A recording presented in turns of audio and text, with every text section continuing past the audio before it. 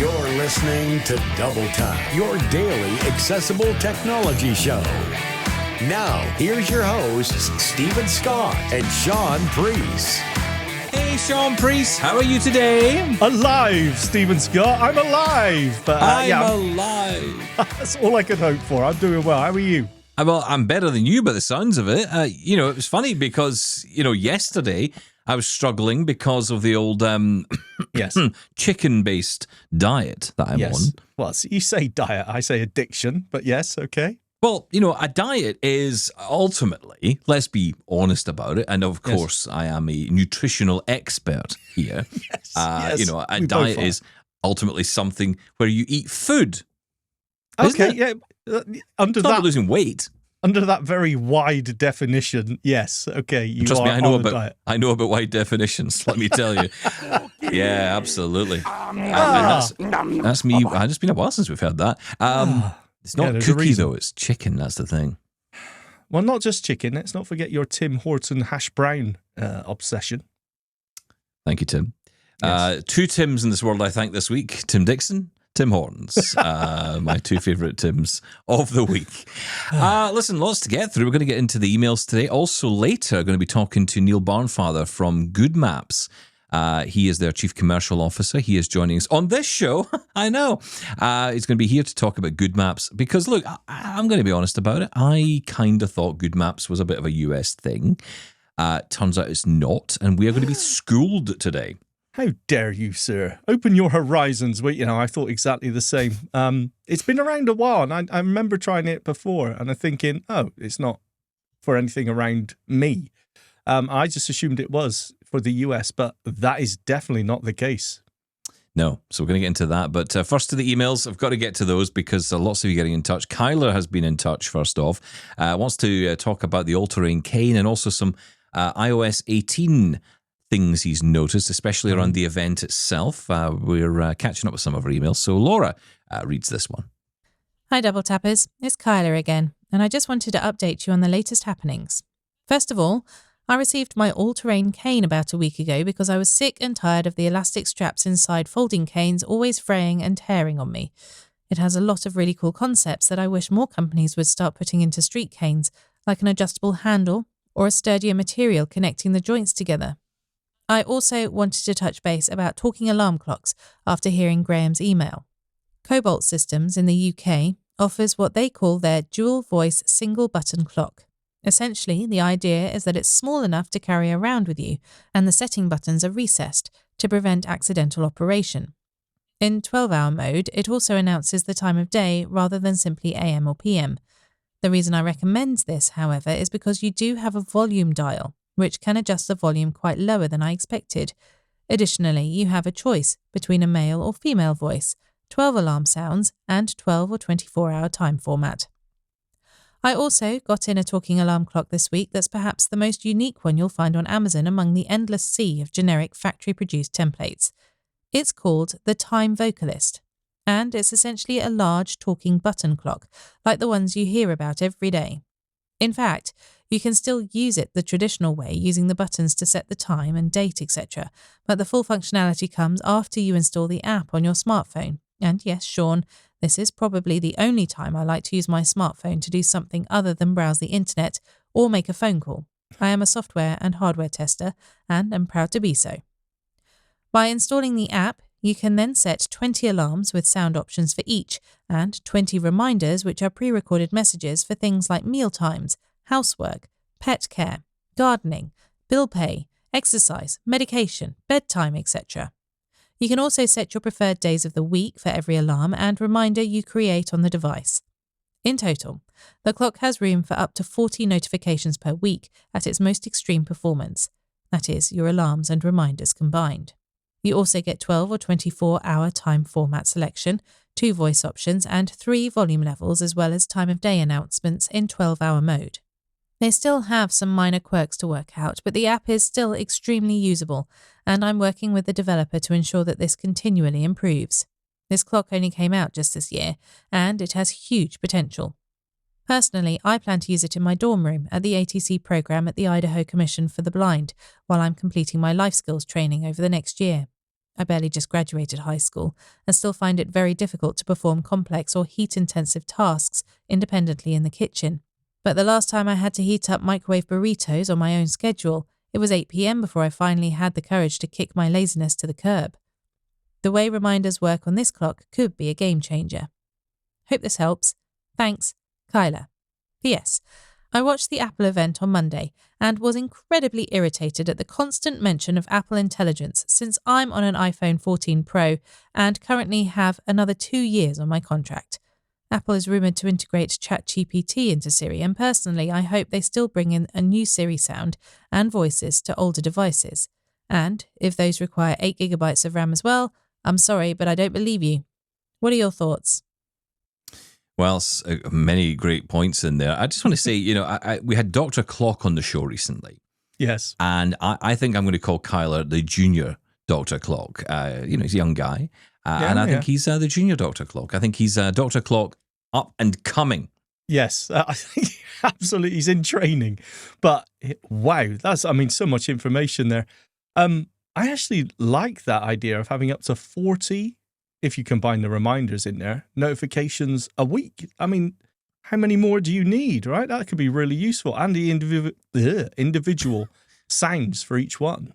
This if I'm can I be honest? Can I be honest with you? I think this suits you actually. This suits you in a lot of ways because you've told me in the past, and I think I'm getting off the record. Yes, unbelievable. I think you've told me many times about your laziness and lying around and time passing by. I don't. You think told me. so. I'm not telling you. I could comment, but I won't. No, that's not me. Yes, you have. You've said, here I am 3 hours after, turning on Facebook Watch and reel after reel after reel. And look, I'm the same. I'm with you on this, and I find time just disappears. And I think it's kind of that thing. Laziness is not built in to any of us, but it's very easily achieved. Yes, for sure. I've worked very hard for this laziness. So what I'm saying is this could be good for you. No, absolutely. I'm just thinking of things like, at my age, I'm thinking the tablet reminders, medication reminders, things like that. Very interesting. Yeah. Clocks with extras. Get that trademarked. I want that. .com. I hope that doesn't exist already. It probably does.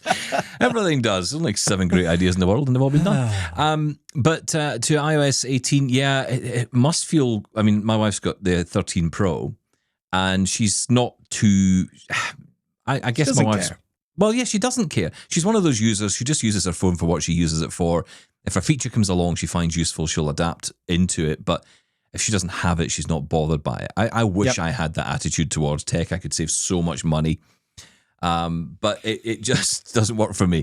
I'm with you, though, Kyler. It feels, a couple of things in that. One is the 14 Pro won't get those features, which seems a bit silly. The 14 Pro is not an old device. But also, and here's the thing, I don't think we've mentioned this here on the show, but it's been reported that the 15 Pro is gone. It's discontinued. The 15 Pro and the Pro Max have been discontinued. No. Yeah. They're gone. That's it. Really? They're gone. As soon as the 16 came out, there was rumor about it not being in the store, but it has been discontinued. Is the 14 still available? I don't know. No. The 14 will have gone as well. I was going to say, that would have been weird. I'm really surprised by that because, like I say, I understand it because it's almost seemed like a great reset for Apple devices. Hey, now everything's going to run Apple Intelligence. But, the 15 Pro range did run Apple Intelligence. That makes me worry about how well they run Apple Intelligence now. Well, that's an interesting point, actually. Yeah. Are there going to be challenges? I guess it's probably, this is why I feel, if I'm honest, Apple should have probably just said, because they've done this before. They've made decisions about products. Well, remember the CD drives going and the headphone jack going. They just decide it's going to happen. They could have just said, right, look, Apple Intelligence will only exist from the 16 onwards. And okay, there would have been a lot of upset about it, but is there any less upset because it's available on the 15 Pro and not anything else below that? Well, as I mentioned, I think that there's going to be a divide in Siri-ness, isn't there? And I didn't think there would be. I said to you, I thought this is not going to happen. They're not going to run 2 series, but they are. They're going to have Seems like they are. And when you go past that, what about the HomePod? How is that going to work with Siri? is that not going to get the new improved Siri? I don't think so. No, I don't think so. I think it'll be new. There'll be new chips coming out for those, and there'll be new HomePods announced. The problem is the rollout of this is very slow. That's the only problem. And like I said at the time, I think Patrick O'Rourke from Pocket Limit was with us when I said this. Apple can be forgiven for their slowness sometimes. The fanboys and the fangirls will let it go. However, there are people who will want these features and will not be prepared to jump to Apple's or sing to Apple's tune. And that might force some people over to Google because Google Gemini is already there. It's already functional. You have to wait for it. It's sitting there right now, ready to go. It's going to be available on a number of devices. So I could see how this could be an opportunity where people might be on the fence with Apple and feel, you know what, I'm getting a bit tired of this. I'm tired of the way that Apple just dictate what device I have to buy in order to, how much money I'll have to spend in order to get this function. Let's be fair. I mean, this happened. When did this happen last in Siri? What else has this happened in with some sort of feature that is device specific? You could argue LiDAR, I suppose, but I don't think anyone's rushing out just to buy a device for LiDAR. I think, to be fair though, although Gemini is rolled out on more devices, we're still waiting for that feature where, yes, I need AI for this. A lot of people don't care about getting a summary of something, about writing a poem, about writing an email. Who cares? It's not until AI delivers something that we notice, oh, well, now that is cool and I want it for that. I think both Apple and Google at the minute haven't really reached that. I think it'd be surprising if you read, and I remember reading a stat a while ago, maybe a year ago, about like 47% of Americans did not use any kind of chat GPT functionality at all. And there's people today who still won't even know what that is. So, it's caught on with the geeks. It's caught on with a lot of people. But, for example, in a business, you can't necessarily just go off and use it. I mean, I saw a thing on LinkedIn this morning, the world's largest bragging network. Is that the new tagline? It is. I notice you keep saying it. That's my tagline for LinkedIn. Facebook is the family center because basically everybody's family posts pictures of each other's family on that. That's what Every it is. grandma is on there. And Twitter is for angry people.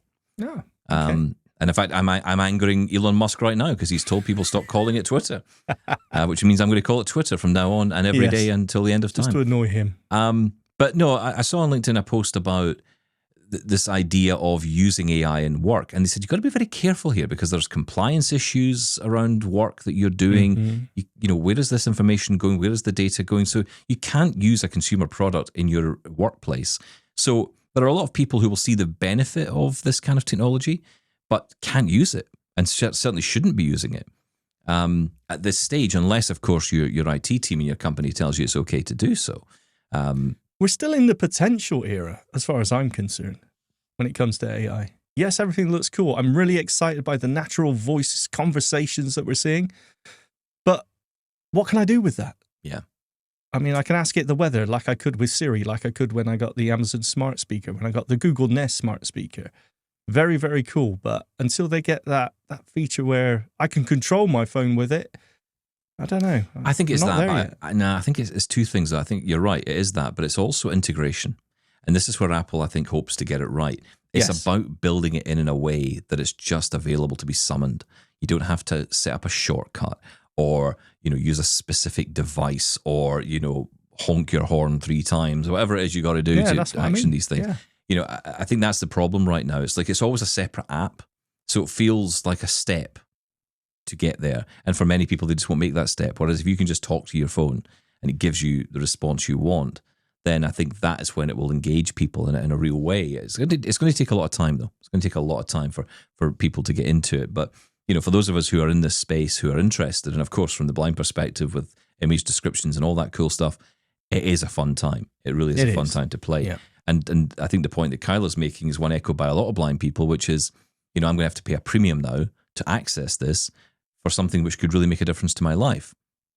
Well, yeah, but on the flip side, you could argue, 2 years may be the time actually to dive into this.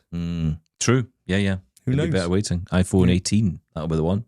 Yeah. So one for me. Right, let's move on. John, thank you, Carla. John's been in touch about iOS 18 focus issues. Hi, Stephen, Shaun, Laura, Mr. F, and Double Tappers. Regarding iOS 18, I have an accessibility problem. Whenever I try scrolling through the pages of the Rogers Ignite TV iOS app, I'm unable to move my focus to my desired channel. Consequently, I have to one-finger swipe from left to right multiple times until my voiceover focus reaches my desired TV channel.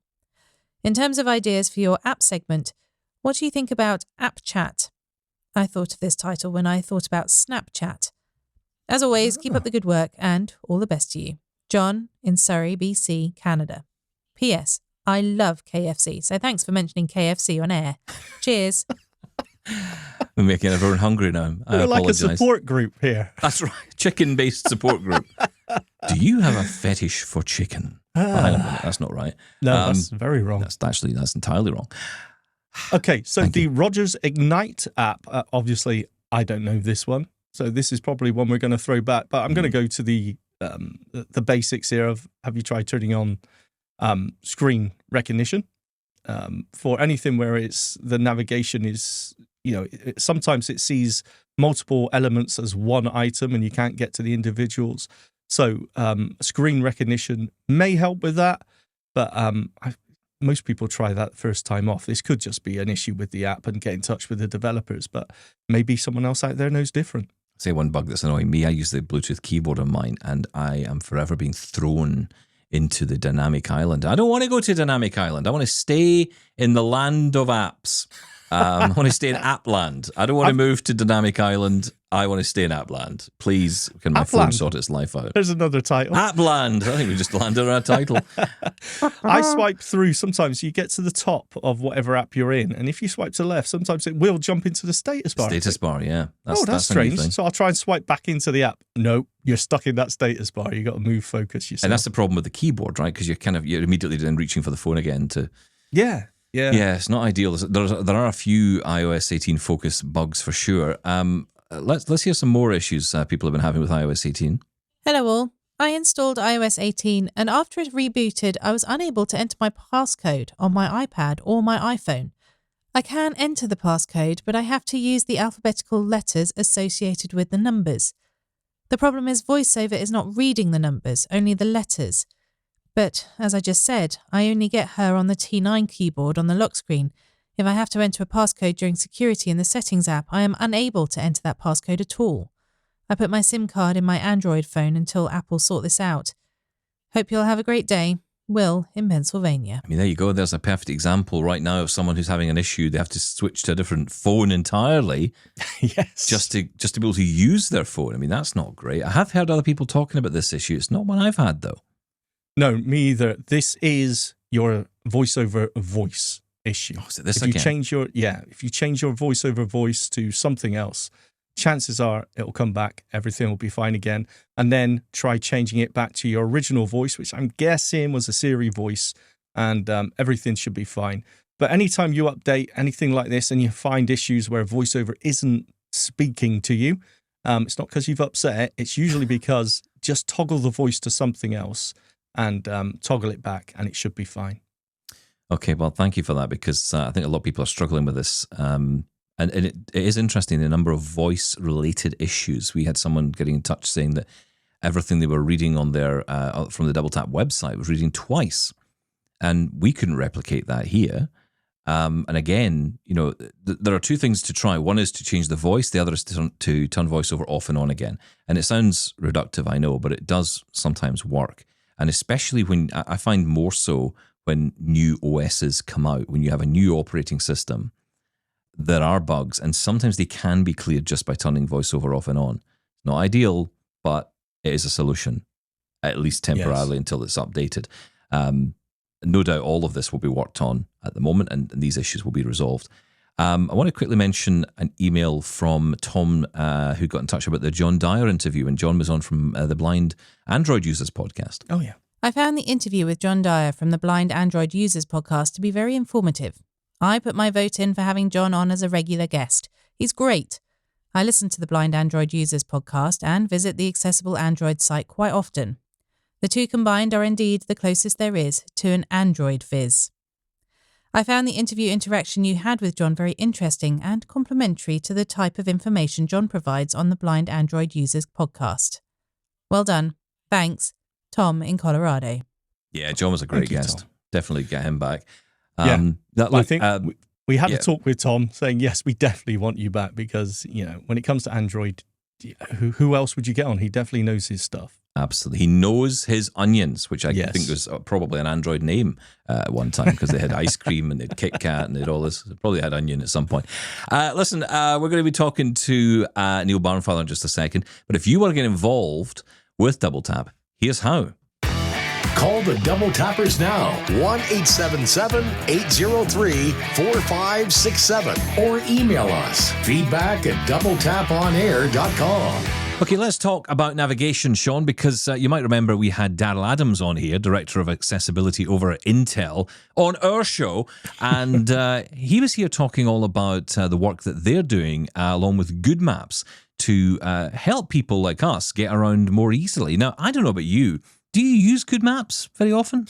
No, I did download it, it seems like decades ago now, and it said it wasn't available in my area, and I never went back to it. I just was under the assumption it was US only, but apparently I am so wrong.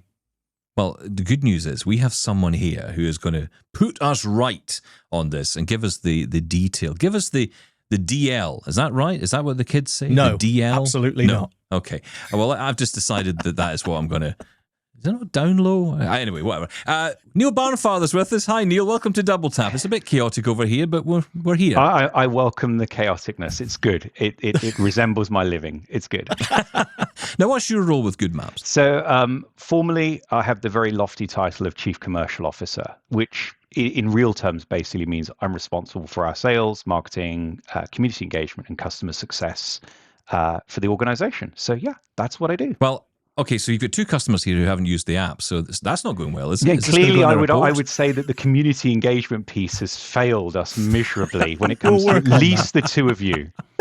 So customer success typically means the venue owners, and community engagement is the end users. So, and particularly, our heritage, if you will, our main reason for being, which is the blind, low vision community. So, that's... Can I talk about your heritage? Because I mentioned I thought I downloaded this a long time ago. How long has Goodmaps been going? It's a really good question. So back in 2019, the American Printing House for the Blind out in the US challenged its internal innovation team to solve for the indoor navigation problem that is experienced and that we're all familiar with. Unless you've basically had extensive O&M training or you use sighted guide, you're basically in a lot of strife in large, complex areas. And yes, there are other third-party tools, remote visual interpretation and other bits and pieces that might help. They wanted a way of being able to get you around independently and of your own steam, effectively. So Goodmaps was born. The first iteration of the app, which many of your users, your listeners, may have heard of, is Goodmaps Explore. That was released in 2020. And the app that we now are promoting and using in all of our venues is just handily called Goodmaps. There is a tag on the end of it that says indoor navigation to keep it really simple. And that was released in November 23. That explains it. Okay. So, yeah, yes. I don't think it had the tagline indoor navigation before. So is that solely what this focuses on? Just indoor navigation, not outside turn by turn or anything like that? So we basically, the technical truth is, if we've scanned it, it's in the map. So if you take a London Euston station, for example, we've scanned the outside sort of little markety piazza area where you've got the outdoor restaurants and cafes and an M&S and so forth, yes. Right down to the sort of bus stops and the taxi rank. So it's a misdemeanor to say we're exclusively indoors, and as you sort of hit the doorway, you pass through some invisible force field and we stop. But the idea is to really make sure from a marketing perspective, people understand that we go where traditional GPS-based products won't go. And that's the point, right? And you mentioned going through a door and an invisible force field cuts you off. Yeah. That's kind of what happens with traditional GPS. The apps that we love for outside navigation, simply don't work inside in a lot of cases, because as soon as you take 10 steps through into that building, your internet connection goes, or your GPS connection goes, and you're kind of left stranded, right? That's exactly it. And in fact, it often actually happens, even though you don't realize it, before you walk into the building, because of things like urban cannula effect, which basically is because you're in this sort of cavern of cities and environments around you where the signals from space bounce off of buildings. So although you may believe you're right where you should be, actually on GPS alone, it's invariably not quite so. And they're using a lot of helpful tricks of the trade, such as Bluetooth fingerprinting and Wi-Fi fingerprinting, to know roughly where you are. But yes, to all intents and purposes, GPS can't penetrate structures, which is why we had to come up with a completely new approach to how we would position you indoors. And let's talk a bit about that, because when we were talking with Daryl Adams, he mentioned about Intel's work with you, and we'll maybe go back to that in a little bit, but I want to understand more about how you're actually mapping indoors. How does it work? Yeah, sure. So basically, we use computer vision and machine learning to convert a scan, if you will, a survey that's conducted of the space into a map. Now, of course, what on earth does that really mean? So we send someone to the venue. We'll keep with our metaphorical London Euston and just keep it as the sort of exemplar. The surveyor will walk around the space with a handheld battery-powered device. It's collecting both LiDAR, which is basically lasers, to measure the space and get an accurate three-dimensional representation of the space. And it's also collecting imagery. Not the same as photographs. People often are sort of thinking photographs, and it's not. The imagery is georeferenced at the exact spot where each of the laser measurements are taken. This process is then taken away as a cumulative set of data. It's divided, and we take the LiDAR output to make the base of our maps. So effectively, we're turning a three-dimensional representation into a 2D floor plan for each level of the building. They're labeled, they're tagged. So you'll have, your passenger assistance lounge, you'll have your coffee shops, you'll have your burger bars, and all the rest of it that are, appropriate for a train station. The visual piece is put through a machine learning algorithm, which takes each and every frame that was obtained as we walked around the space. And in a place like Euston, you're talking tens and tens of thousands of frames. And they're turned into a unique fingerprint, if you will, of that frame, and then they're re-amalgamated with the original floor plan. And effectively what you end up with is a library of these fingerprint frames that we know precisely where each and every unique frame came from because of the LiDAR in the first place. And what then happens in the real world for folks like us as end users is you'll go into the space, you'll launch the Goodmaps app, you will spend a few moments showing the rear camera of your phone the surroundings. That's sending very low resolution images. So again, you'll note that I'm avoiding the word photographs and so forth. Even though we're using the camera, we're using very low resolution imagery that's sent off to the server, processed at very rapid speeds. And we're looking for the unique features that will be in that frame, and they're compared to what we got in the original scan. And from that process, we're able to determine not only where you are, but your orientation in that space. Those two things allow us then to navigate you by giving you turn-by-turn real-time directions. So it's technical. It's using a lot of that fancy, AI, machine learning, computer vision that's all very state-of-the-art and very sophisticated. But in a real world, the experience that you and I will experience is effectively that, process that you're used to outside, but indoors. Okay, there was a lot of technology in there, but how responsive is it? I mean, how quickly can it process, the image of where you are now and compare it to images on the map? How responsive is Goodmaps? It's an incredibly good question, and we're on. This is iterative, so anyone who's tried it back, 3-4 years ago, you'd have been expecting to localize. That's the process of determining where you are and your specific direction you're facing.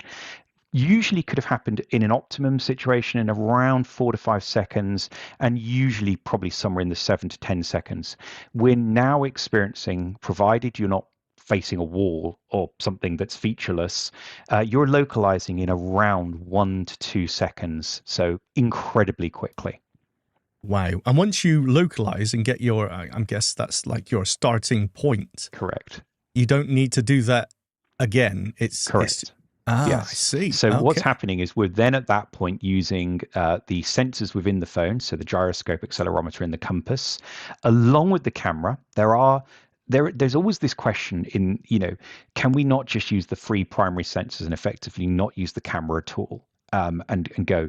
The problem with that is they're open hugely to susceptibilities in movement. So they effectively experience drift. So if you walk along, you're bouncing as you're walking, you're jostling with your arm, people are crashing into you, you're swerving around pushchairs and all sorts of other things. And that throws those sensors off. Obviously, if your phone's not literally brand new out the box, it's probably been dropped to half a dozen times, so those sensors lose their calibration. And the problem with all of these things is effectively as you're walking. So if we just got your starting position and then we said, hey, you can put that phone away, throw it in your rucksack, whatever. The problem is that you are effectively relying on the fact that those tiny, tiny sensors are absolutely bang on the money. And the reality is they're not. So we do carry on using the camera to collect those low resolution images, but it's not a problem if you, for example, you don't have to keep the phone pointing flat outwards. I hold up for sighted viewers of the product, of the program.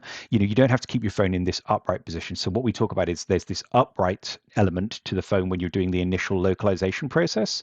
But then once you're going, you can drop it into this sort of 10 degrees off of fully upright, right down to about 45 degrees.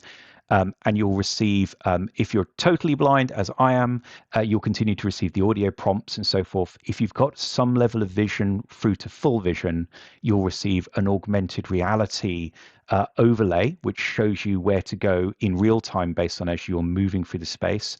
And if you drop the phone almost from what I call the texting position down to flat, you get a full screen map instead that again continues to move.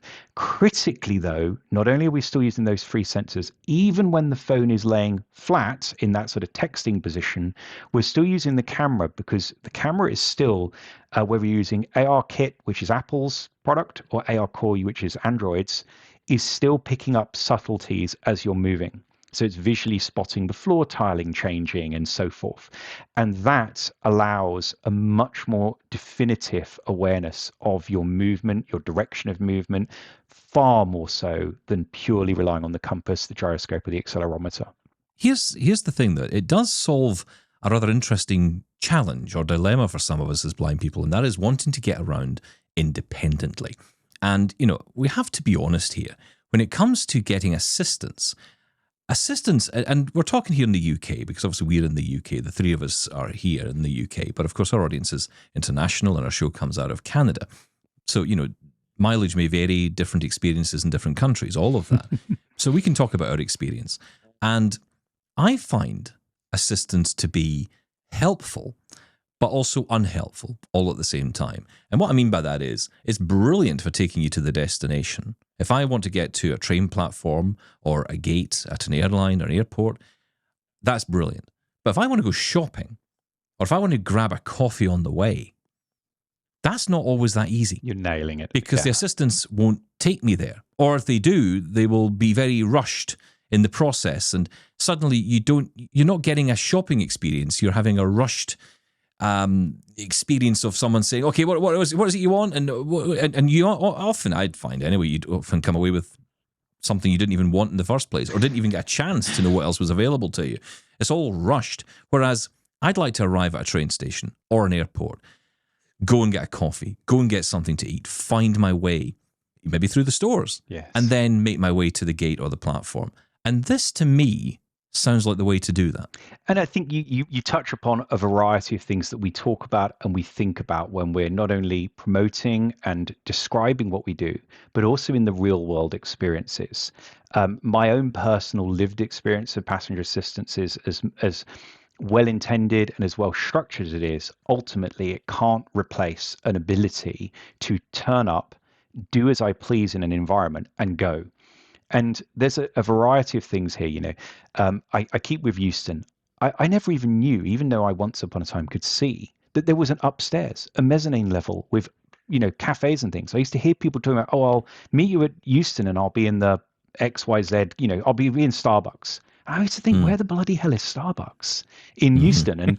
And it's only so the ability to discover as a member of the community is amplified to the umpteenth degree, because if you can't see at all, right through to the fact that persons with full vision can't see round corners, if you don't know it's there, you can't use that resource, whether it's a cafe or a burger shop or a newsagent or anything. So having a map and having something navigable means that the retailers are benefiting, the passenger is benefiting, the environment is benefiting, all sorts of mannerisms of things. You also talked about the word independence, and it's something that I've really found fascinating in this journey. And I coin it as follows, really, that independence is an ability to, say, I am going to choose to go through this environment today, and I'm going to use assistance travel, for example. And that's all well and good, and it does work. Autonomy, to my mind, is a layer above independence, and it's my ability to turn up and blend in, fit in, not require any other human intervention to go about my own business. And it's revolutionized how I and many of our users access and, importantly, enjoy spaces that previously you were effectively maneuvered through. And airports are obvious examples of that. You sort of rock up and you go to the designated spot. You are then taken to check-in, and then you are, taken to security. And it's lots of you're taken to. And it's not a criticism of the service. What are the other options? Yeah, But exactly. what all of us, I feel, want and hunger for is an ability to do it all on our own. And that's really what this solution offers. And, we talk about transport in this, but I often make the point, our local retail mall, it's got 278 retail units. So I'm reliably informed by their website. I know where 4 of them are, and I know that there's probably another 8 on top of it, but I haven't got a clue where they are. And, this is when you begin talking about the purple pound, the purple dollar, the purple euro, and so forth, and hospital appointments, how many of us have struggled to find a particular clinic or a doctor's appointment, and so forth. The list just goes on and on and on. Employers, they want to be inclusive, but if I can't navigate your campus, if I can't get around, how do you think that's going to make me feel? And, what does it say about your environment as an employer? So this list goes on and on and on. Yeah. There is another challenge, though, I guess, and that is the take up of this. I mean, ultimately, for this to work, as you said, everything has to be scanned. Yes. So, how much can you scan, and how much resistance do you get to companies, businesses, whatever, going in there and actually getting scanned? Really good questions. Okay. So firstly, obviously, the technology is constantly improving. I believe firmly that our job is nowhere near done. We're not in what technologists would call maintenance mode by a long shot. We're still in R&D. We're heavily investing in that. We're constantly going to be improving. I would foresee us not being in a maintenance mode of our technology for 5+ years, if not more. That's not because it's not where it needs to be, but because there's so much more you can do. So there's that to say. We in that space then recognize that we can't humanly go out with our handheld scanning devices and scan every square inch of the world. It's not plausible. So we're building other technologies that will allow us to ingest data that could be, for example, the building maybe already has a good quality map. A lot of airports and places like that, if it's been built relatively recently, it's probably got a damn good floor plan that we can ingest. But we still need the computer vision piece from that. However, how else could we get that? Do we still need to send someone out there with the device, or could we use arbitrarily crowdsourced data and so forth? And this is where we're moving towards, because if we don't begin to have a mechanism for scaling that data collection, evidently it's obvious that it's going to be something that's slow progress. So the But technology. I guess my question is there a cost to business for this? Is it, Yes, because absolutely. that's I guess where resistance might start. Yeah, right? absolutely. So let's talk about it. So our current model is the end user pays nothing. Obviously, if you go back to the foundation, it was aimed at and remains focused on the blind low vision community. So there's no charge to end users. So we charge the businesses who own the venues, and they pay a square meter or square foot price. It decreases the more they have. So massive airport's going to pay less than, for example, a small retail space, for example. So it's all about the having the businesses wanting to pay for it. It's comparatively lower cost than all of the current on the market incumbents. So if we look at either Bluetooth positioning beacons or Wi-Fi fingerprinting options, which are the current mechanisms, we are substantially lower cost than those are. We are sustainable, so we're not putting in technology, we're not putting in any form of hardware that's got to be in. We don't have to close the environment, so we can scan it when it's open. And chief, I would argue, particularly for probably most of your audience, we are the only solution that is holistically accessible or inclusive. That's not in any of the Bluetooth beaconing products or the sort of Wi-Fi fingerprinting and other technologies. And we're seeing notable uptake from customers. And in our case, we talk about customers as the venue owners who accept, and not only accept, but are wanting to promote, and this is music to my ears and no doubt many of your listeners, that it's not good enough to simply say, oh, we've got a map, and that helps 95% of our visitors. They are recognizing that inclusive, universal access is not only smart business, it's the right thing to do, and it's good. And because why do you not want people in your shops, right? Why would you not want Yes. people? And not just blind people, Yes. of course, No. blind people, Yep. but everybody. Like you say, sighted people can't see around corners. I think I'm going to carry that line everywhere I go now. I'm Yep. going to use that everywhere I go Yep. because it's so true, Well, if you right? think It's about it, not just about blind people. We always talk about, if you're many rail journeys in Europe involve a change. So you've got, your built-in 20 minutes for your change. But if you don't know how long it's going to take to make it to the coffee shop and how long back to the other platform you've got to go to, you often may not make that spend. That's only a few pounds, a few euros, a few dollars each time.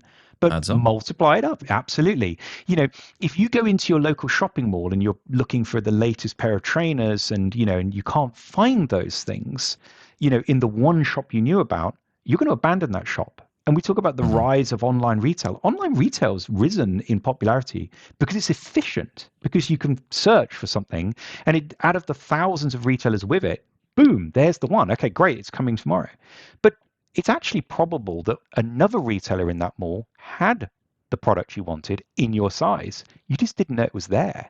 And this list just goes on and on and on. Governments around the world want public transport to be used. They want people out of their cars and using public transport.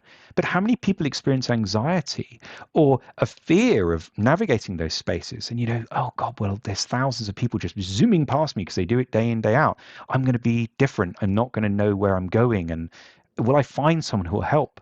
Technology has the answer. And you asked the question, what is the resistance factor? Honestly, the resistance thing is multifaceted. Firstly, awareness. People do not know, as the two of you didn't, that we are here. We're not only here, but we have deployments across Canada, across the USA, Central America, Southern America, 10 countries in Europe, Australia. This list is ever growing by the month. And so there's an awareness piece. Secondly, there's an incumbents piece. Venues such as airports, they're very concerned. If a brand new company came along and said, hey, we've just invented a new type of aircraft and our company name is, Neil's Aircrafts. Are you going to buy from Boeing or are you going to buy from Airbus? Are you going to risk Neil's Aircrafts? By the way, I'm not a good airplane designer, so don't do it. Or pilot, I would guess. I know I'm a qualified pilot. I can do that. Okay, fine. But, there you go. You see, you asked for that, didn't you? Well, I can drive a car as well. It's just not recommended. No. Absolutely.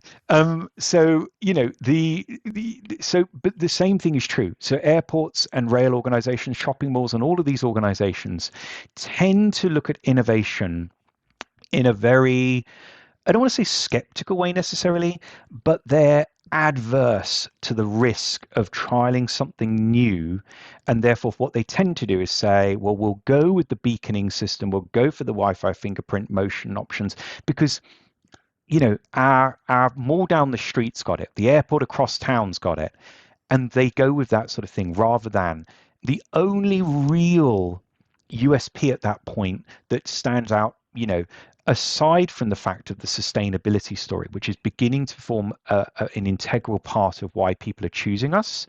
ESG targets are very important, but the accessibility piece, no one has accessibility like literally baked in at the forefront. It's our number one thing. If it isn't accessible, we're not doing it. And so we're finding huge success, particularly in Europe, where accessibility legislation is very strong, very proactive, very responsible. There's good take up in Canada, where again, there's a significant, sort of a relationship and an understanding with accessibility and inclusion. We still have difficulties in the US where it tends to be led by other priorities, and that's a difficulty. But we are making inroads. I want to also just bring up one thing that we talked about in our preamble before we started the interview. You mentioned something to me at the time that really, again, and there's a lot of things that have stuck out in this interview, but you talked about assistance, and you said one of the reasons that you felt you wanted to do this was because you therefore wouldn't need to take up the time of an assistant who could help someone else who really needs the help. If you've got the technology, if you've got the app in your pocket that can help you get around and do what you need to do independently, then that actually makes the resources, the sometimes often small amount of resources that are available in railway stations or airports, more available to the people who in some ways really need that help. I absolutely. And so one of the pushbacks from the community is often, do we fear that there's a risk that, particularly transport operators, so that whether that's an airport or a rail and a bus, etc., could view something like Goodmaps as an opportunity to scale back on their assistance services. And let me tell you now, in 4 years of doing this, that has never been the view of any of the potential customers or now current customers' views. What they see very much is what I've termed now this ability to increase capacity. They are seeing, whether they're an airport or a rail station and so forth, this non-stop year-on-year growth of passengers traveling through their spaces who have needs for assistance.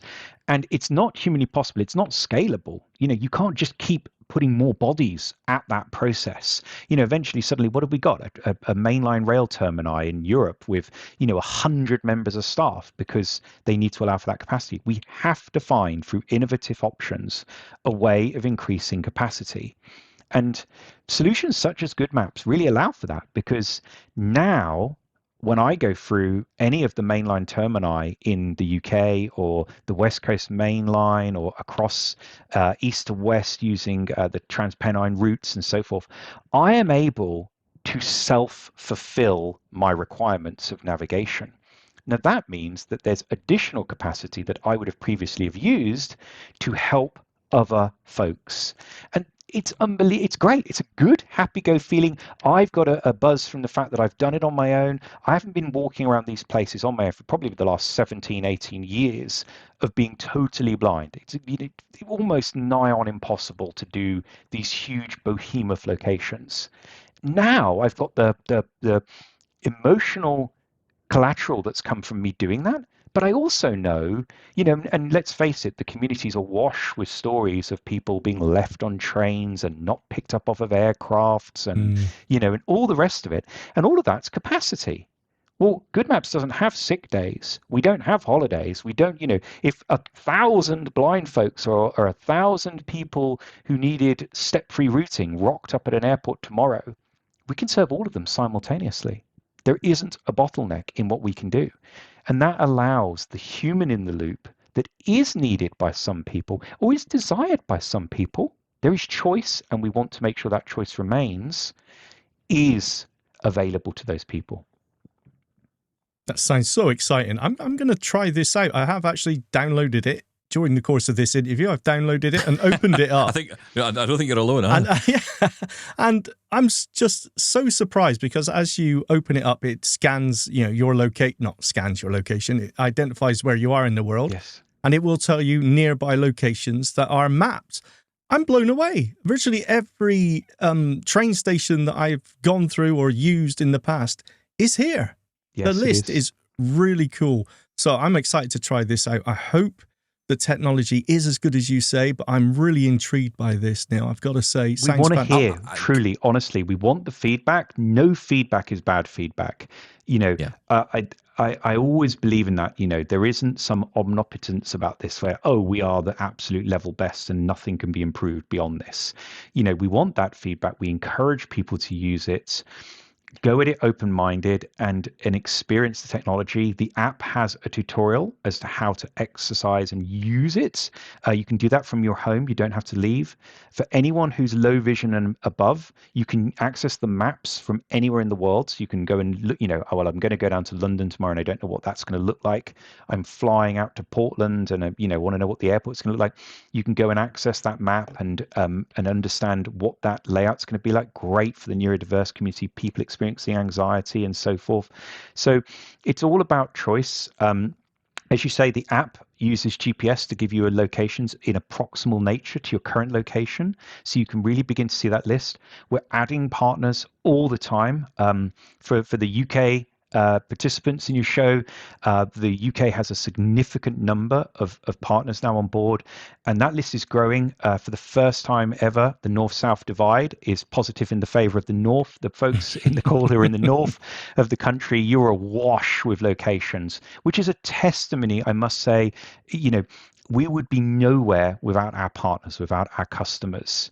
And, whether it's Transpennine Express, which were the first operator in the UK to deploy across, not only to have a pilot, but then to deploy across their entire network, through to Avanti trains, through to, Network Rail and all their termini. And the list goes on. But, we're forming partnerships now with Northern Rail. But I hope I'm not announcing something I shouldn't be, but we're making those relationships.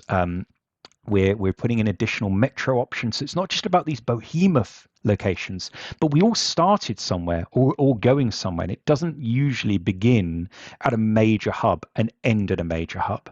It's all about the little bits in between. I did a LinkedIn post about a month or two ago where I expressed actually a sincere, a moment of pause and reflection in my own life where I went from my home station, which isn't, some massive, great big station, up to Manchester. I took some meetings in Manchester, Piccadilly and local area. Then I went to Manchester Airport Station, and I was able to demonstrate there to some folks. Then I went back, and the next train back south wasn't, for an hour or so, but I could go via Crewe, and I did. And I changed trains at Crewe because it's another map location. And then I did the entire day autonomously with no one having an awareness, no one needing to support it. And it's truly liberating. It really is. Well, we're going to ask all our listeners for feedback on that. I'm really interested in this. Is this available for both iPhone and Android? Absolutely, 100%. There is, as always, caveats in the technology. So you need ARKit, which is an iPhone, iOS sort of technology, or you need AR Core, which is an Android one. iPhone, because of its sort of more rigid structure, you're talking anything really from the iPhone 7 and above. The newer the phone, the better the processing capabilities and the better the resources. So the better the results you will have, but iPhone 7 and above. In Android, it's a bit more wild west. We find brand new phones sometimes that don't have a compass. Well, that means AR Core won't work on it. So the moral of the story is if you're using the Play Store and you're on Android, type in Goodmaps. If you see Goodmaps indoor navigation, it's compatible with your phone. And regrettably and beyond frustratingly, if it's not there, unfortunately, your device likely doesn't support it. Although, do check that you've got all your updates installed, because AR Core is being rolled out to devices that previously didn't have it but do support it. So if you haven't updated your phone recently and you're on Android, be sure to do that.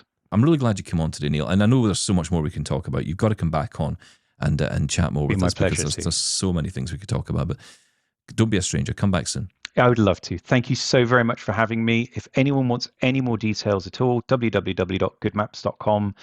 You can read everything you need to know about the product there. We've got a Facebook community group. If you've got any questions, you want to understand more about how to use the app, tutorials when you launch the app explaining how to use it. I'm available on LinkedIn.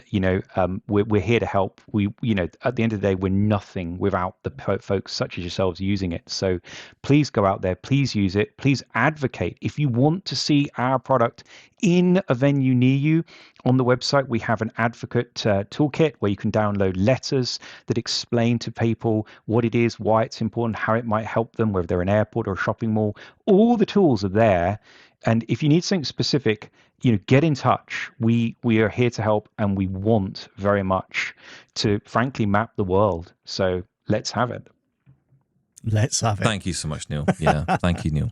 Thanks, Neil. Bless you. Take care, everyone. And that's it for today. We'll catch you for more conversation on tomorrow's Double Tap. Thank you, Shaun. Thank you. Bye-bye.